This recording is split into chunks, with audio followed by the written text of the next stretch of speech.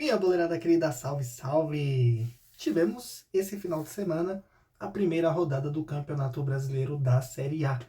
E tivemos uma rodada bem movimentada, por sinal. Jogos muito interessantes, polêmicas envolvidas. Então fica até o final do vídeo que nós vamos contar tudinho aqui para vocês. Não esquece de curtir, de compartilhar e de seguir o nosso canal para não perder nada do que vai rolar esse ano no Campeonato Brasileiro, Libertadores e Sul-Americana. Bora então comentar sobre as análises, falar então dos jogos do sábado, né, que aconteceram. Tivemos aí o jogo entre o Internacional e o Bahia, no Beira-Rio. O Inter venceu por 2-1 de virada. Esse jogo foi muito interessante porque no primeiro tempo foi muito bem disputado. Tivemos chances para os dois lados, tanto para o Bahia quanto para o Internacional. O Bahia tendo os lances mais perigosos do jogo, por sinal. E aí no segundo tempo acontece que o Inter vem muito melhor do que o Bahia. O Inter só ataca, o Bahia não consegue passar do meio campo, mas quem abre o placar na verdade é o Bahia. E aí, quando tudo parecia perdido para o Internacional, já teve todos aqueles jogos do campeonato da Sul-Americana que o time não conseguiu sair do empate, jogando muito mal, por sinal, contra equipes bem mais fracas. Kudê com aquela polêmica de não ter mais o vestiário, de ter pedido meio que demissão, entre aspas, né? E aí a torcida já estava ensaiando a vai, as críticas à equipe, quando na verdade no minuto seguinte o Inter consegue arrancar o empate com o Wesley. E 5 minutos, no máximo 10 minutos depois, o Inter já consegue a virada para cima do Bahia. E como o Bahia já não estava com poder de reação tão forte, o jogo terminou 2-1 de virada. Um jogo muito bom, por sinal. As duas equipes ali têm de tirar muita coisa positiva desse jogo, mas precisa melhorar um pouquinho a eficiência, né? A eficácia aí na hora da finalização, porque pecaram bastante. E o outro jogo que tivemos também às 7 horas do sábado foi Criciúma e Juventude. Aí um jogo já um pouquinho mais morno, um jogo em 1-1, um jogo direto entre as duas equipes ali, né? Porque provavelmente vão brigar para não rebaixar ou vão brigar para o Sul-Americana, no máximo, eu acredito. Mas a condição do gramado do Heriberto Rios também não estava lá essas coisas, né? Choveu muito no sul, e isso dificultou muito também o jogo ficar mais fluido. Então terminou 1-1, um resultado que eu acho que não é bom para nenhum dos dois, tá? Mais para o Juventude do que para o Criciúma por ter jogado fora de casa. Então esse empate é muito melhor para o Juventude. E aí vamos aos jogos das 9. O jogo das 9 entre Fluminense e Red Bull Bragantino terminou 2-2, um baita do jogão, como sempre existe entre Fluminense e Red Bull Bragantino no Maracanã. O jogo 2-2 também um excelente jogo. Resultado talvez não tão bom para o Flu e muito bom para o Red Bull Bragantino, que não vem vivendo um bom momento, mas conseguiu um empate com uma grande equipe aí, uma equipe que vai brigar lá em cima. Eu acredito que as duas equipes aí vão brigar por Libertadores até as finais do campeonato, né? E aí o jogo à noite também, São Paulo e Fortaleza. O São Paulo perdeu por 2-1. E esse jogo tem um fato curioso. O São Paulo não jogou tão mal esse jogo contra o Fortaleza, até que chegou a criar algumas chances do primeiro tempo. Fortaleza não conseguiu explorar muito os contra-ataques, não conseguiu chegar à área do São Paulo quase que em nenhum momento. Só que no segundo tempo, com duas escapadas que o Fortaleza teve, chutou no gol e conseguiu fazer o gol. Então, Fortaleza, quando chegou, foi bem eficiente. Quando chegou, fez o seu gol. Abriu 2-0 contra o São Paulo no Morumbi e manteve o tabu do Vojvoda de nunca ter perdido para o São Paulo, seja no Castelão, seja no Morumbi. Já o São Paulo saiu mais uma vez com seu técnico Carpini muito criticado, com muitas vaias. O cargo dele está em xeque. A pressão está muito grande e não sei se o Carpini aí vai conseguir resistir até a metade do ano. Arrisco a dizer que ainda essa semana a gente pode ter uma surpresa aí, pode ter uma novidade referente ao comando técnico do São Paulo. São Paulo criou bastante, mas com dois ataques o Red Bull, o Fortaleza conseguiu a vitória. Vitória importante para o Fortaleza, por sinal, uma vitória contra o São Paulo, que é uma grande equipe, fora de casa. Aí já começa com o pé direito a equipe do Fortaleza.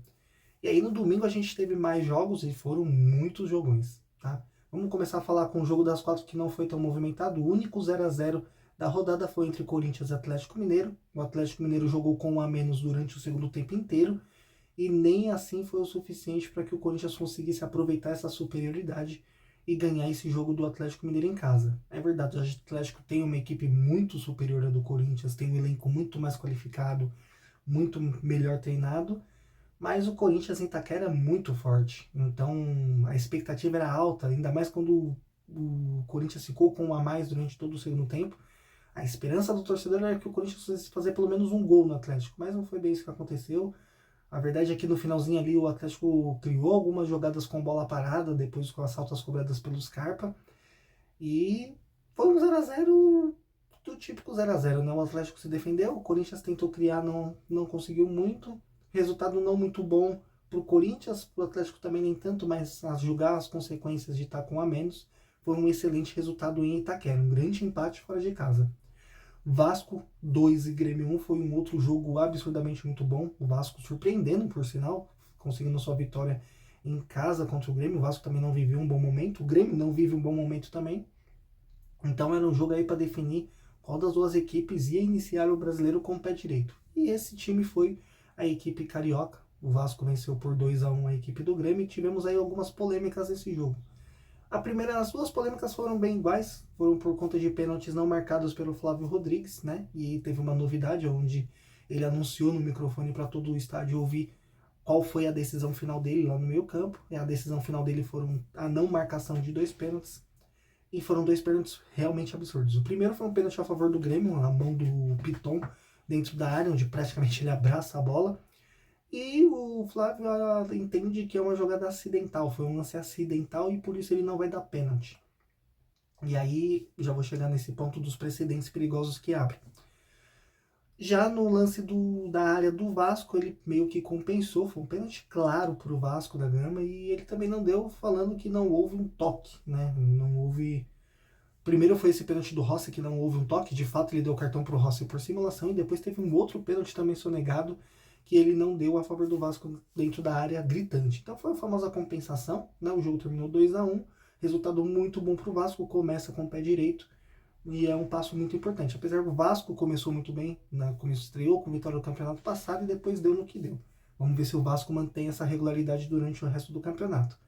Atlético Paranaense e Cuiabá foi 4x0 para o Atlético Paranaense, isso foi um atropelo, não tem muito que a gente falar desse jogo, não teve muita polêmica. O Atlético já no primeiro tempo praticamente matou o jogo contra o Cuiabá e foi a melhor equipe estreando, né? Assume a liderança provisória aí pelo saldo de gols, absurdo que teve, né? Então bora para outro jogo já. Atlético Goianiense e Flamengo. Esse jogo deu o que falar. O Flamengo venceu por 2x1 o Atlético Goianiense, mas tivemos aí muitas polêmicas nesse jogo. O Atlético Goianiense conseguiu arrancar um empate, o Flamengo abriu o placar com um golaço do De La Cruz, o Atlético Goianiense fez o empate, e depois no segundo tempo o Atlético Goianiense teve um pênalti a seu favor, e foi desperdiçado. E aí o jogo estava 1x1, estava encaminhando para esse empate, o Flamengo como sempre vem jogando muito pouco, com o comando do técnico Tite, vem jogando muito abaixo do que pode render esse time, e no último lance do jogo teve um pênalti aí bem polêmico, né? O jogador do Dragão sobe, cabeceia a bola, o cotovelo dele bate no Bruno Henrique. E aí o juiz vai até o VAR, volta, decide dar o pênalti e expulsar o jogador do Dragão. E aí agora eu vou comentar qual é o precedente que abre tanto do jogo do Vasco quanto esse jogo do Flamengo. O precedente é a mão dentro da área, sendo acidental ou não, tem que ser marcado o pênalti. E o Flávio Rodrigues não marcou. E aí muitos times agora vão querer esse critério para não ser marcado um pênalti contra você. Só que não vai acontecer, porque foi um erro do Flávio. E aí a CBF vai ter que assumir esse erro nos jogos consequentes, ou seja, isso não é pênalti, isso é pênalti, tem que marcar. E aí cria aquela questão de injustiça. O mesmo vai acontecer nesse lance do Atlético Goianiense e Flamengo. Essa cotovelada dentro da área, muitos times vão querer pênaltis ao seu favor e a expulsão do jogador adversário. Mas não vai acontecer, porque não é pênalti e não é para expulsão. Então são 2 erros muito fatais ali em um lance só. E aí o que a CBF vai fazer com esses árbitros? O Flávio Rodrigues a gente sabe que não vai afastar, isso esquece. Talvez esse jogo do Atlético Goianiense e Flamengo o árbitro seja afastado, vai apitar ali uma Série C, uma Série B, mas é isso que acontece, é isso que vai acontecer. A arbitragem ela é ruim há muitos anos e nada acontece. Pelo contrário, tem árbitros aí que apitam finais de campeonato, jogos decisivos, clássicos, e é isso. Mas é o que a gente tem. Não tem uma preparação, não tem critério, não dá pra gente falar que beneficia time ou outro.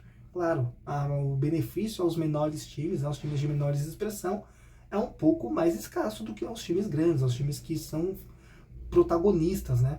Então, a CBF precisa tomar um jeito aí para melhorar esse futebol. O Brasileirão do Joga Mais, então a gente precisa aí ter muitas mudanças para poder ser o Brasileirão do Joga Mais. Vamos continuar então. Cruzeiro e Botafogo foi o único jogo das 5 horas da tarde. O Cruzeiro venceu por 3-2.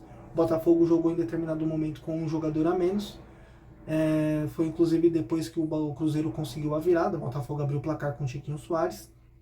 O Botafogo ainda assim com um a menos conseguiu arrancar o gol de empate já no finzinho.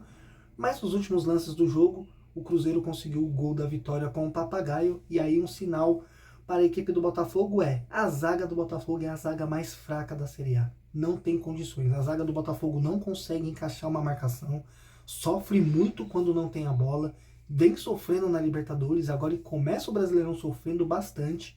Se você for ver os gols que o Botafogo tomou, tirando o gol do Lucas Silva, obviamente foi um golaço, os outros gols do Botafogo foi praticamente dentro da pequena área. O segundo foi num bate e rebate, que ninguém tirou, bate no pé do zagueiro do Botafogo, sobe para o atacante do Cruzeiro. E o outro, a bola simplesmente foi passando por todo mundo, ninguém encostou, ninguém marcou, ninguém fez nada.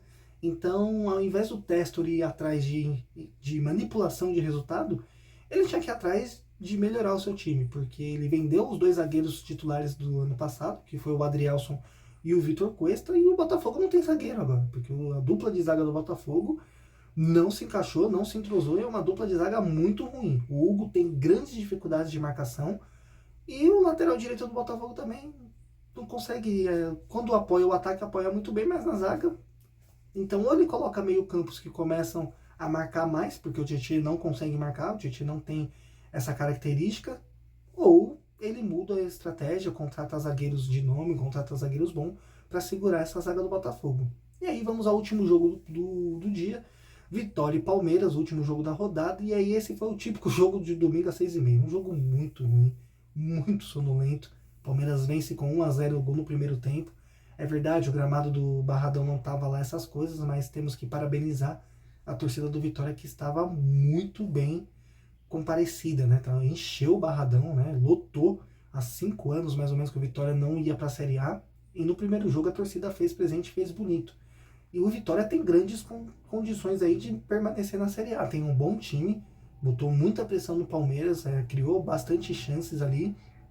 Acredito que se a condição do gramado tivesse um pouco melhor, o Vitória conseguiria aí fazer um futebol até melhor, ou até mesmo sair com a vitória sobre o Palmeiras, que não jogou muito bem.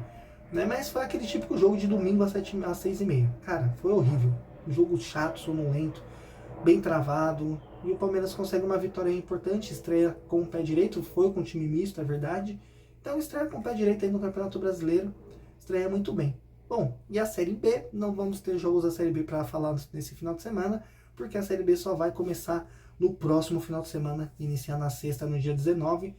Estreou um pouco mais tarde agora, normalmente a Série B começa antes do que o da Série A, não é mesmo? Mas como a Série B não vai paralisar por conta de data FIFA, Olimpíadas e tudo mais, então eles decidiram colocar um pouco mais para frente para não ter aquela folga de 2 a 3 semanas sem Série B com o campeonato da Série A ainda. Então, o que você achou desse vídeo de hoje? Curte aqui, deixa nos comentários também qual é o seu palpite sobre a arbitragem, sobre os jogos, e não esquece de seguir o nosso canal para sempre acompanhar conteúdos como esse.